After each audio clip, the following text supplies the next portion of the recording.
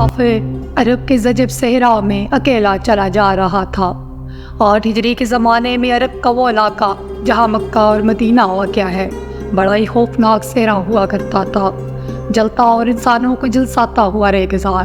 ایک تو صحرا کی اپنی صحبتیں تھی، دوسرا خطرہ رہزنوں کا تھا۔ مسافر قافلوں کی صورت سفر کیا کرتے تھے، لیکن یہ مسافر اکیلا چلا جا رہا تھا۔ وہ اعلیٰ نصر کے جنگی گھوڑے پر سوار تھا، اس کی زرہ گھوڑے کی زین کے ساتھ بندھی ہوئی تھی، اس کی کمر سے تلوار لٹک رہی تھی اور اس کے ہاتھ میں برچھی تھی۔ اس زمانے میں مردوں کے قد دراز، سینے چوڑے اور جسم گھٹے ہوئے ہوتے تھے۔ یہ اکیلا مسافر بھی انہی مردوں میں سے تھا، لیکن جس انداز سے وہ گھوڑے کی پیٹھ پہ بیٹھا تھا، اس سے پتہ چلتا تھا کہ وہ شہ سوار ہے اور وہ کوئی معمولی آدمی نہیں۔ اس کے چہرے پہ خوف کا ہلکا سا بھی تاثر نہیں تھا کہ ریزانے سے لوٹ لیں گے، اسے اتنی اچھی نسل کا گھوڑا چھین لیں گے اور اسے پیدل سفر کرنا پڑے گا۔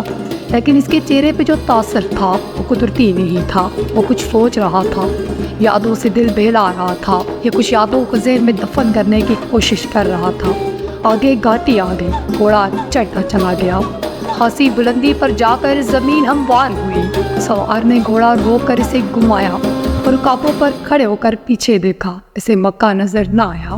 مکہ افق کے نیچے چلا گیا تھا۔ ابو سلیمان، اسے جیسے آواز سنائی دی ہو، اب پیچھے نہ دیکھو، مکہ کو ذہن سے اتار دو، تم مرد میدان ہو، اپنے آپ کو دو حصوں میں نہ کٹنے دو، اپنے فیصلے پر قائم رہو، تمہاری منزل مدینہ ہے۔ اس نے مکہ کی سم نگاہیں ہٹانے گھوڑے کا رخ مدینہ کی طرف کیا اور باغ کو ہلکا سا جھٹکا دیا۔ گھوڑا اپنے سوار کے اشارے سمجھتا تھا، نپی تلی چال چل پڑا۔ سوار کی عمر 43 برس تھی، لیکن وہ اپنی عمر سے جوان لگتا تھا۔ سلیمان اس کے بیٹے کا نام تھا، اس کے باپ کا نام الولید تھا، لیکن سوار نے خالد بن ولید کے بجائے ابو سلیمان کہلانا زیادہ پسند کیا۔ اسے معلوم نہ تھا کہ تاریخ اسے خالد بن ولید کے نام سے یاد رکھے گی، اور یہ نام اسلام کی عسکری روایات اور جذبے کا دوسرا نام بن جائے گی۔ مگر 43 برس کی عمر میں جب خالد مدینے کی طرف جا رہا تھا، اس وقت وہ مسلمان نہیں تھا۔ چھوٹی چھوٹی جھڑپوں کے علاوہ وہ مسلمانوں کے خلاف 2 بڑی جنگیں، جنگ احد اور جنگ خندق لڑ چکا تھا۔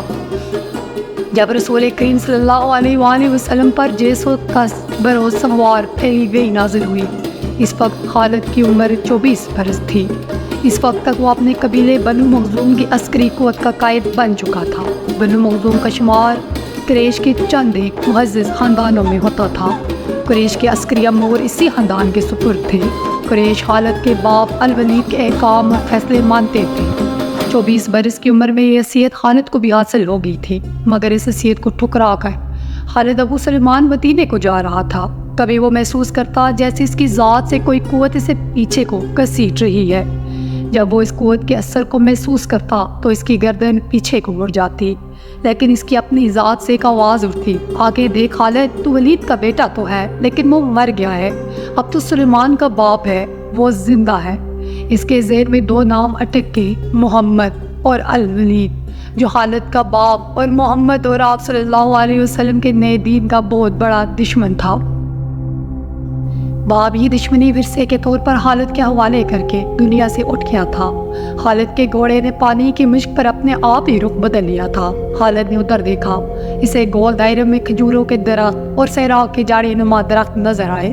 گھوڑا ادھر ہی جا رہا تھا۔ نخلستان میں داخل ہو کر خالد گھوڑے سے کود گیا، امامہ اتار کر وہ پانی کے کنارے دوزن ہو گیا۔ اس نے پانی چلو بھر بھر کر اپنے سر پر ڈالا اور 2-4 چھینٹے منہ پر پھینکے۔ اس کا گھوڑا پانی پی رہا تھا۔ خالد نے اس چشمے سے پانی پیا جو صرف انسانوں کے لیے استعمال ہوتا تھا۔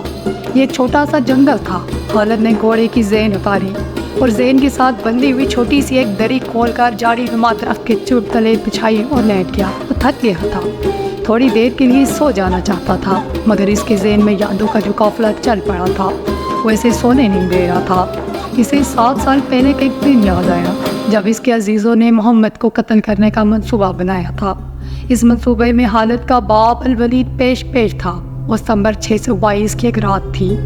قریش نے رسول خدا صلی اللہ علیہ وآلہ وسلم کو سوتے میں قتل کرنے کے لیے ایسے آدمی چنے تھے جو انسان کے روپ میں وحشی اور درندے تھے۔ خالد قریش کے سرکردہ خاندان کا جوان تھا، اس وقت اس کی عمر 27 سال تھی۔ وہ حضور صلی اللہ علیہ وآلہ وسلم کے قتل کی سازش میں شریک تھا، لیکن وہ قتل کرنے کے لیے جانے والوں کے گروہ میں شامل نہیں تھا۔ اسے 7 سال پہلے کی وہ رات گزرے ہوئے کل کی طرح یاد تھی۔ وہ اس قتل پر خوش بھی تھا اور ناخوش بھی۔ خوش اس لیے تھا کہ اس کے اپنے قبیلے کے ہی ایک آدمی نے اس کے مذہب کو، جو بت پرستی تھی، باطل کہہ دیا اور اپنے آپ کو خدا کا پیغمبر کہہ دیا۔ ایسے دشمن کے قتل پر خوش ہونا فطری بات تھی، اور وہ ناخوش اس لیے تھا کہ وہ اپنے دشمن کو للکار کر آمنے سامنے کی لڑائی لڑنے کا قائل تھا۔ اس نے سوئے ہوئے دشمن کو قتل کرنے کی کبھی سوچی ہی نہیں تھی۔ بہرحال اس نے سازش کی مخالفت نہیں کی، لیکن قتل کی رات جب قاتل رسول خدا کو مقررہ وقت پر قتل کرنے گئے تو آپ صلی اللہ علیہ وسلم کا مکان خالی تھا۔ وہاں گھر کا سامان بھی نہیں تھا، نہ آپ صلی اللہ علیہ وسلم کا گھوڑا تھا، نہ اونٹنی۔ قریش سمیت پر سوئے ہوئے تھے کہ صبح انہیں خوشخبری ملے گی کہ ان کے مذہب کو جھٹلانے اور انہیں اپنے نئے مذہب کی طرف بلانے والا قتل ہو گیا ہے۔ مگر صبح وہ ایک دوسرے کو مایوسی کے عالم میں دیکھ رہے تھے۔ پھر وہ سرگوشیوں میں ایک دوسرے سے پوچھنے لگے، محمد کہاں گیا؟ رسول خدا صلی اللہ علیہ وسلم قتل کے وقت سے بہت پہلے اپنی قتل کی سازش سے آگاہ ہو کر یثرب مدینہ کو ہجرت کر گئے تھے۔ صبح تک آپ بہت دور نکل گئے تھے۔ خالد کے ذہن سے یادیں پھوٹتی چلی آ رہی تھی۔ ذہن پیچھے ہی پیچھے ہٹتے ہٹتے 16 برس دور جا نکلا۔ 613 کی ایک شام رسول کریم نے قریش کے چند ایک سرکردہ افراد کو اپنے ہاں کھانے پر مدعو کیا۔ کھانے کے بعد رسول کریم صلی اللہ علیہ وسلم نے اپنے مہمانوں سے کہا، اے بنی عبد المطلب، میں تمہارے سامنے جو تحفہ پیش کرنے لگا ہوں وہ عرب کا کوئی اور شخص پیش نہیں کر سکتا، اس لیے کہ اللہ نے مجھے منتخب کیا ہے۔ مجھے اللہ نے حکم دیا ہے کہ تمہیں ایک ایسے مذہب کی طرف بلاؤں جو تمہاری دنیا کے ساتھ تمہاری عاقبت بھی آسودہ اور مسرور کر دے گا۔ اس طرح رسول اللہ صلی اللہ علیہ وسلم نے پہلی وحی کے نزول کے 3 سال بعد اپنے قریبی عزیزوں کو اسلام قبول کرنے کی دعوت دی۔ خالد اس محفل میں نہیں تھا، اس کا باپ مدعو تھا۔